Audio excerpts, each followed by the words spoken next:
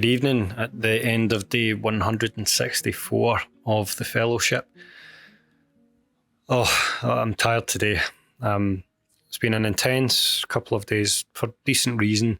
It's that time of year when the new academic year, new semester is about to begin.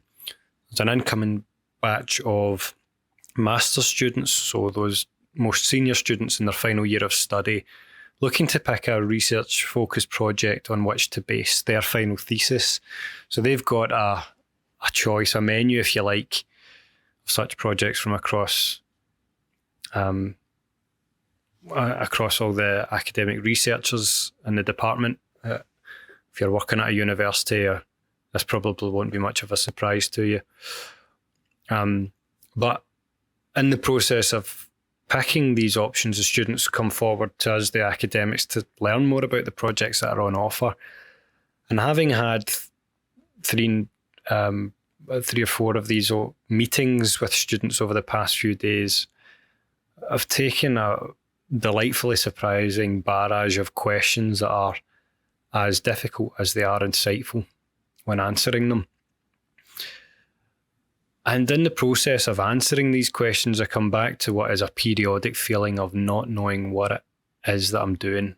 This feeling of, what the hell am I doing here? What is it that I'm even saying? What are the words coming out of my mouth? Am I qualified to say this, or am I just making it up on the fly? Inevitably, this circles round to feelings as so termed by the imposter syndrome, but it's not a syndrome, it's the imposter phenomenon. And more on that in another day. I'm just at the end of a 5-year project and my first book that's very much focused on the imposter phenomenon. But for now, and at the end of this day where my brain is about to melt out of my nose, I'll focus on how it is that I'm managing these feelings of not knowing what I'm doing and working with those momentary lapses in confidence to keep moving things forward. I think it was, one of many people's scientific heroes, Richard Feynman, Nobel Prize winning physicist and a master educator and orator, that said that we scientists are, we live through the currency of doubt rather than certainty. And when these feelings of not knowing what you're talking about come up, that's something that's easy to forget. As scientists, we are posing questions that we don't know the answer to and really shouldn't know the answer to. What we do know is how to get there. And I think that's the two things that can be conflated that lead to these rather anxious feelings are, like, on one hand, not knowing the answer to interesting questions, and on the other hand, not knowing the tools, not having the training to figure out the answers to the questions that are as yet unanswered. And sometimes it's mixing these two up, conflating them, seeing them as the same. Where you don't know the answer to questions, you're interpreting that as not having the tools or the skills to move forward towards an answer to that question. And that's the dangerous thing. It's having, in my experience at least, I'm not saying by any stretch that this is a generalism, but having the awareness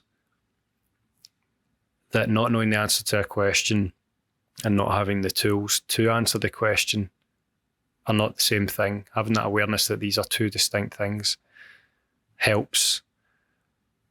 And you see a lot of these really interesting, quite motivational, inspiring memes online where, the path of someone's career or the path towards an answer is envisaged to be a straight line, but then you see that co-plotted or compared to the reality, which is something jagged, twisting, contorted, moving forwards, backwards, up and down, and eventually inching towards the goal.